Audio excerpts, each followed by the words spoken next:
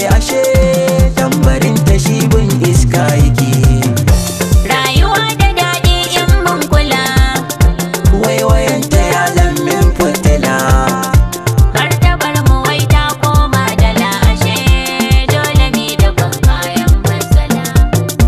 Yanzu wai da zarar ka ɗaukaka, Kuskuren ka ba mai nuna maka, malamin ka zai iya duka maka ashe mun yi tubali mun rushe duka. da halin mu kowa ke bibiya. Yanzu mun zubar mun je kwaikwaya. Mun siyar da kai mun sai tagiya ashe inda za mu kwanci na yi tambaya. Wai ba a san ka sai ka zama yori. Kyalkyali zukata duke hari, Damunar masoya za ta yi fari ashe ba cirar fure an kone iri.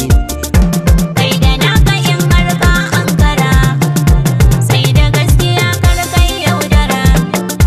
Binciken da nai shi zan fassara ashe inda lokaci kun amsan kira.